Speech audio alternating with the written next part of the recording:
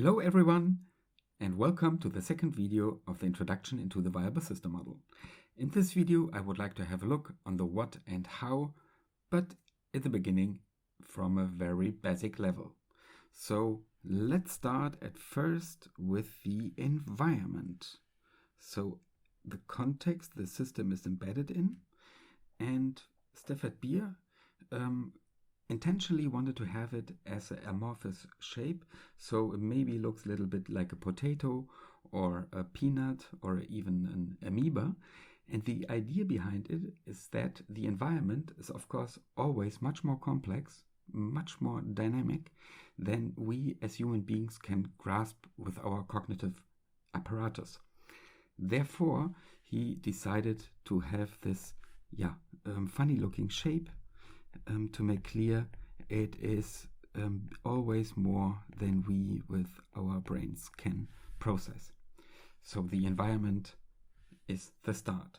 And that maybe is interesting for some of you because I do not start with the system itself, but I would like to understand the context where it is embedded in. And the interesting aspect is that at first, for instance, you start with, at least in the economic sphere, the most important stakeholder, and these are the customers. You need customers, someone who is buying your product. And you do not only put them into the environment as such, but you can create, for instance, here also a special area where you say, okay, this is my playing field, this is my market where my customers exist. And of course, you are not alone in the environment, so you could also add, for instance, your competitors and add them too and say, okay, maybe they are somewhere here in this area located, and what you can make visible already is an overlap. Here in this intersections, for instance, you are competing for the same customers. So not only your competitors, but also your own ones. And you could be also much more detailed and say, okay, here this is competitor A, this is competitor B, and here we have competitor C. So you can really start to explore what is only in this context happening. Next to them, for instance, you can also then integrate your suppliers. So where you buy man, machine, material, whatever you need, but don't have in your own organization. And of course, again, you can create here overlaps. And, oops, that makes no sense, sorry. An overlap where you can make visible, okay, here my suppliers are also working for the competitors, or at least some of them. Then, what else could be relevant? For instance, or the partners that you have in the market or your partnerships, but also, for instance, media and press could be integrated. Interesting, for instance, for the marketing people in your organization, and so far and so on. Last point, maybe also everything that is regarding, how should I put it? Let's call it compliance and rules. So the regulator, the law, and so on. And last but not least, since it's the total environment, and that means the total environment not only contains the here and now, but also the future, you can integrate also potential scenarios of the future here into the model. And let's say this is here future 1, and here is future 2, two different possible trajectories that could happen sometime. Good. Now, I hope you get the idea of the environment as the first element.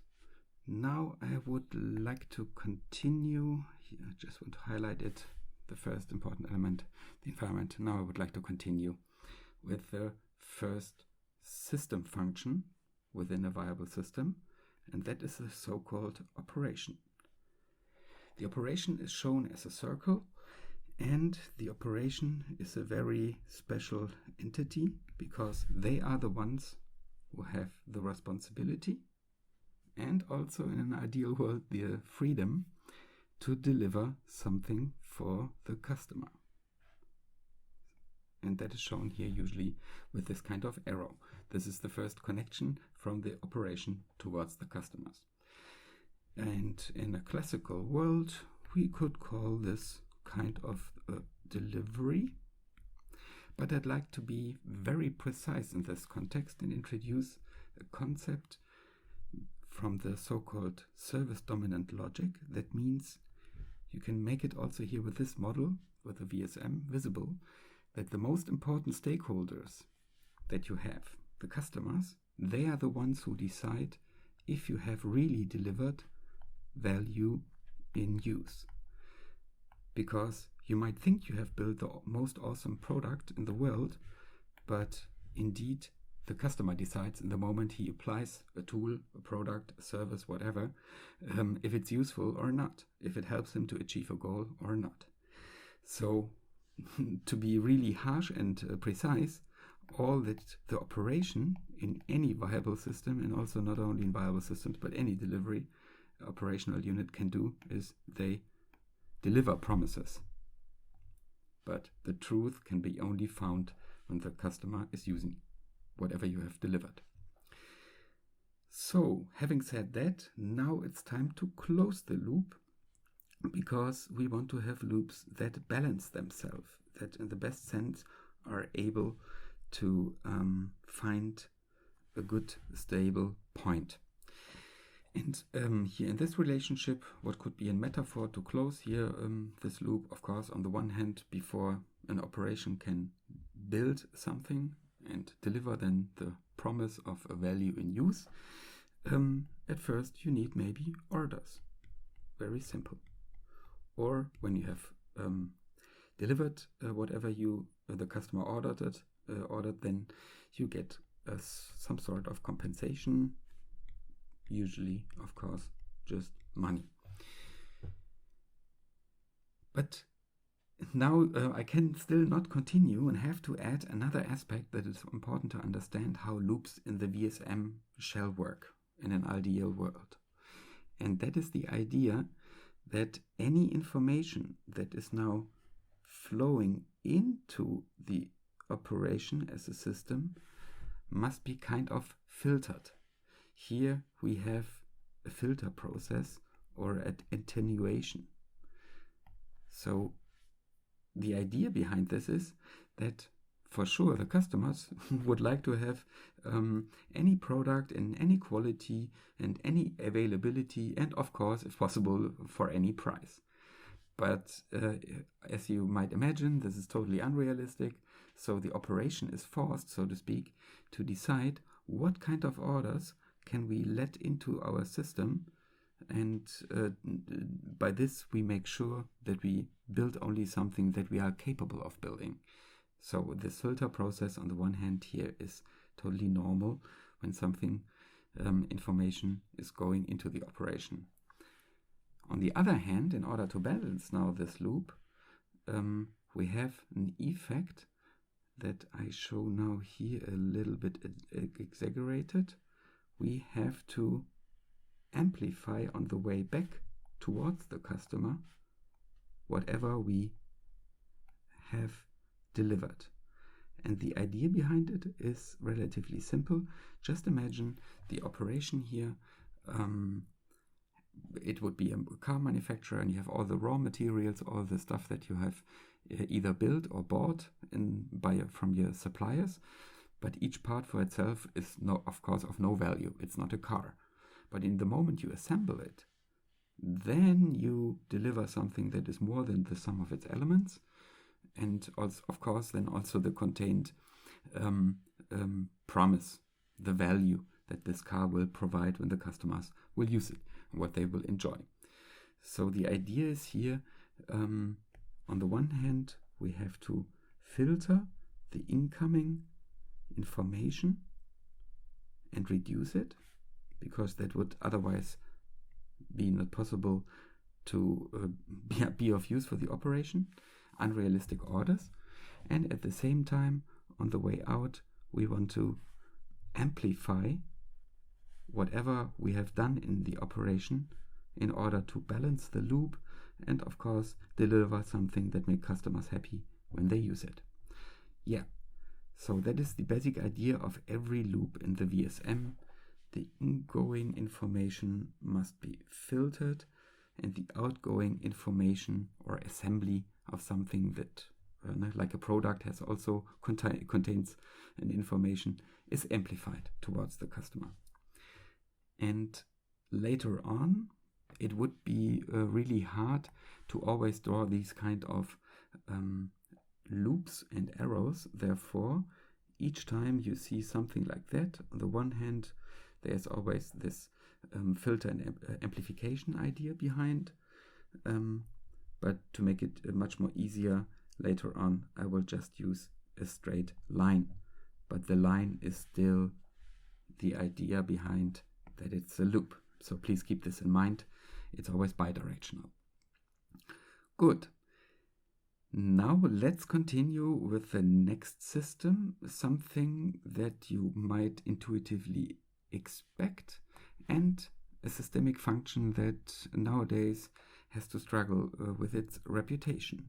And I'm talking about the management shown in the VSM as a square, or something that I draw here as a square. And what is the management? At first, I'm not talking here about roles. I'm not talking here about necessarily typical people, the so-called managers, but I'm talking here about the systemic function of management. And what is the basic function of management? Why is there a distinction between management and operation? Well, the reason is super simple. The management does everything that frees up capacity from the operation so that they can focus on building something, because that is then also their responsibility. They have to build something that contains value and use and maintain their relationship with the customers. So the management is kind of a support or enabling idea behind it. And in order to continue here in this introduction a little bit, then the idea, so what is the relationship between operation and management? Well, again, we have the same effect, that incoming information towards the management must be filtered and shall contain only these kind of informations that help the management to make the right decisions, that the operation again is freed up from unnecessary resources and can focus on their purpose to deliver value and use. And the filter process, which I will explain also later, is necessary because usually if all information and all details of the operation would flow towards the management, well, then the management is instantly overwhelmed. It would be much more information to digest and to process, and then also to make sense out of it / make good decisions. Again, I'm talking about the function, not about the role of a manager. Good. So, and what in return does the management then deliver towards the operation? Well, in an ideal world, we would have here then good decisions regarding resources, working rules, compliance, standards, and stuff like that, in order to make sure that the operation can work as smooth as possible. And this is the way how we can then, so to say, close this loop. And now I already imagine some people saying, yeah, Mark, but this is a typical top-down logic. What is the big difference between the org chart and the operation and the management relationship here in the VSM? At first, like I said, again, it's the function. It's not necessarily about people. The second point is, of course, we want to split knowledge and competencies in a system. And therefore, this distinction between operation and management makes sense. And also, and that is interesting, there is a logic and there is some sort of a hierarchy within the VSM, but it's a hierarchy in terms of responsibility. So the higher you go within the model, the higher the responsibility. And that means while the operation is in charge of delivering something to the environment and being good connected, the management has the responsibility for the whole, so that the system itself stays a whole, it does not dissipate, and that there are also ideas not only for the, let's say, short-term delivery of value and the daily business, but that also strategic or long-term aspects are taken into account. And yet, of course, I can understand the critique. We would have here a typical duality, because if decisions are made here, then whoever is part of this management function has some sort of control and top-down control over the operation. But there the VSM goes further than that. And now I'd like to introduce the last big element within this basic concept, and that is a function shown as a triangle or drawn as a triangle, and that is the so-called regulator. So something that takes care that on the one hand it is possible to work as autonomous as possible on a daily basis. And a typical regulator in a factory, for instance, would be something like the daily shift planning. Yeah, so all the processes that help the operation to work on a daily basis, also important to note maybe at this point in time, as autonomous as possible. So this horizontal line that you see here represents, at the very end of the day, self-organization. Because the management, of course, cannot know everything, and they have to focus on certain information that is coming here inwards in a filtered way. The other cool aspect is the connection then also between the regulation and the management, because the management wants to know what is happening here inside of the operation, and so the regulator is kind of in a situation like a referee in sports. It's an independent entity next to management and operation, so on its own, so to say, area, and that shall represent that it shall be as neutral and independent as possible and deliver the true capacity, so the information of what is the operation actually capable of. And at the same time, of course, there's the possibility to change priorities for the daily regulation. So the regulator then hopefully breaks the assumption that is here a typical top-down game. No, it's about balances and finding the proper solution between short and mid-term goals and priorities. Then the last system that I would like to introduce has a quite strange name, and I already drew two of them. And this little black spot is also something to me very special and worth mentioning, and that is the so-called transducer. And what are transducers? Transducers take care that the information contained here, when it's traveling through the channel, it's probably translated. And I know that from a puristic point of view, as a, so to say, as if the VSM would be a dogma, then I shouldn't say translation, because the translation is always a problem. It might alter the true meaning. And that is what Stafford Beard wanted to point out. A transducer is kind of an information translator without losing the true meaning of the information.